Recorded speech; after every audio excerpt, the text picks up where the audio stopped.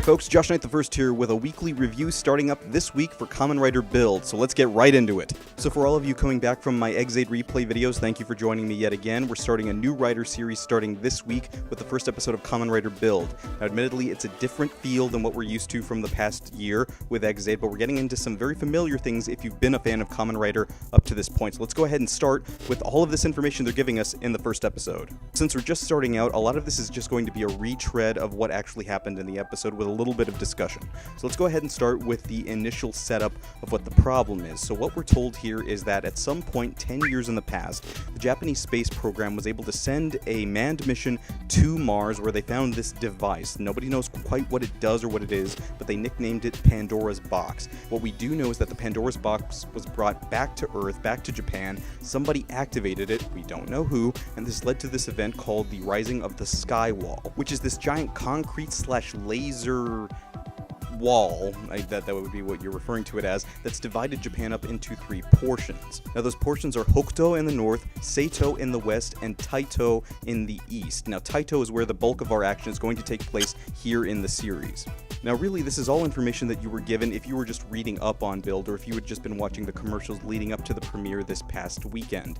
The thing of it is, there's not much to be told about this episode, since a lot of it is just a retread of information they've already given you. Really, it's not a very plot-intensive episode, it's just meant to give you the base idea for why you want to come back for next week's episode. Now we're told at the outset that the Toto Institute of Advanced Physics is the base organization that we're going to be dealing with for the better part of the series. Now this is a group that was organized to go ahead and look into the mystery of Pandora's Box and why it is that it's doing what it did, namely raising the sky wall. Now we're introduced to two characters at the outset who work there for the Institute. These are Gentoku Himuro, who's the Prime Minister's aide, and Nariaki Utsumi, who is the aide to Gentoku. Now these two characters were presented with as being very upfront. They're business people, but they're also scientists. Now, if you ask me, it's not very hard to determine that they're probably the bad guys. They give off a very bad guy-y vibe, and they don't necessarily seem to care very much about how they get what they want, just so long as they get it. They seem to be very upfront about the things that they want, namely understanding Pandora's Box, but they also need to look into this other mystery that's been arising there in Taito, namely the arrival of something called a Kamen Rider. Now, at the outset of the episode, Gentoku is being interviewed by a journalist by the name of Sawa Takigawa. Now, admittedly, we're only going to see her at the beginning of this episode, but I hope she'll play a bigger part in later episodes. Basically, her job was to have the exposition given to her, and also to be attacked by the first smash of the episode.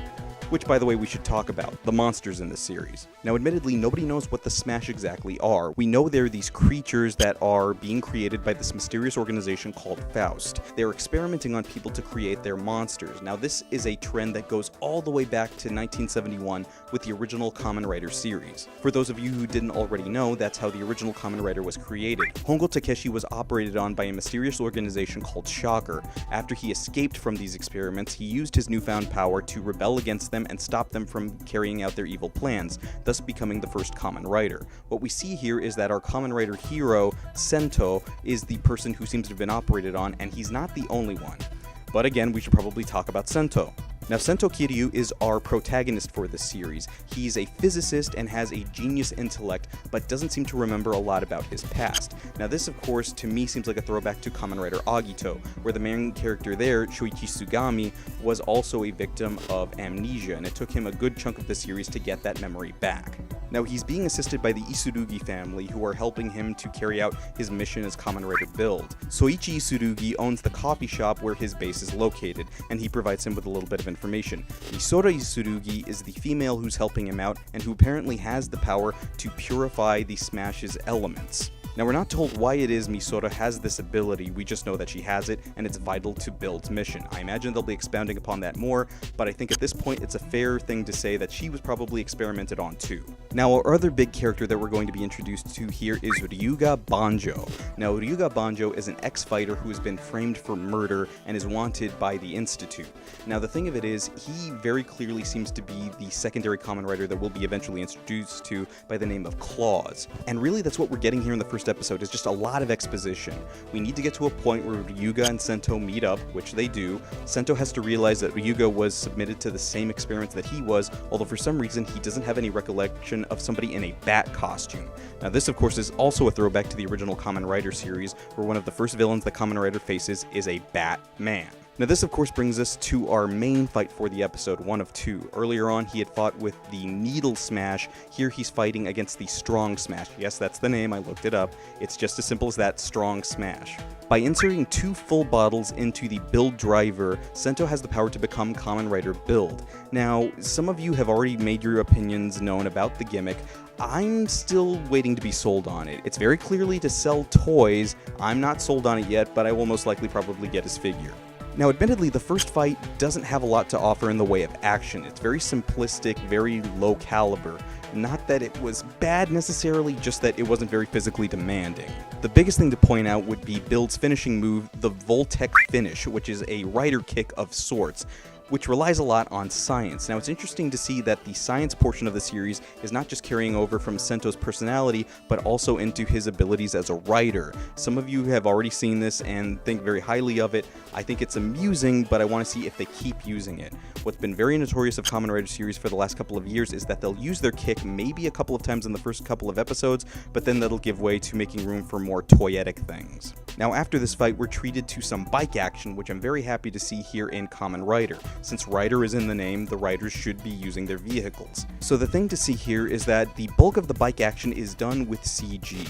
I was okay with it, but it's interesting to see that Toei seems to be referring back to something they've already worked on. A lot of the stunt work that Build was doing on and around his bike is actually very similar to stunts that were being done in the 2 movies Kamen Rider the First and Kamen Rider the Next, respectively. The 2 moves that he does, riding on the side of the bike and then kicking away the missiles, are both moves that Kamen Rider 1 did in those movies. Now, admittedly, in those movies, the CG was there to enhance, it wasn't completely taking up the screen. I do prefer when things are done practically, but here I think it's a little bit more to get people into the series. Although for what it's worth, I do appreciate Ryuga's reaction when they're falling down the side of the wall there. That was very funny. And at the end, as they make their escape, we're treated to another shot of Night Rogue, this character that works for Faust and has the bat motif. Now, we don't know who he is yet, but I have a very strong feeling that he's one of the 2 people we met earlier on from the Institute. And as far as the humor goes in the episode, that's about as much humor as you get.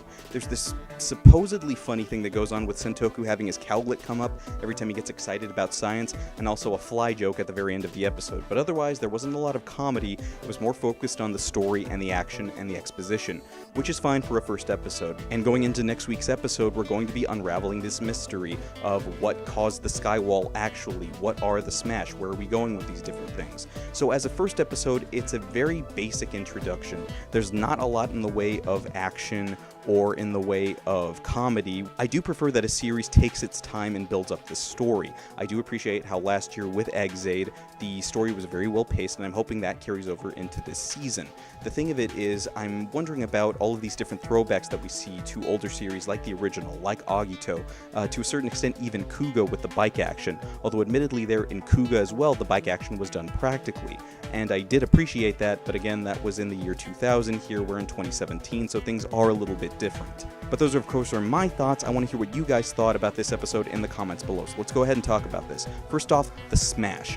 What exactly are they? Are they alien in origin, or did we make them here on Earth? Secondly, the CG in the fights. Do you prefer that the bike action be CG, or would you prefer that it's more practical and done with actual bikes? And lastly, is this your first Kamen Rider series? Is this the first time that you're watching Kamen Rider at all, or were you watching Build or previous seasons? You guys tell me in the comments below. And of course, during the week, you can always talk to me on social media. Over on Twitter, I'm at JoshKnight1st. This has been episode 1 of my series of reviewing Kamen Rider Build. For episode 1 of the series, these guys are a best match. I'm Josh Knight the First. I'll see you guys again next week.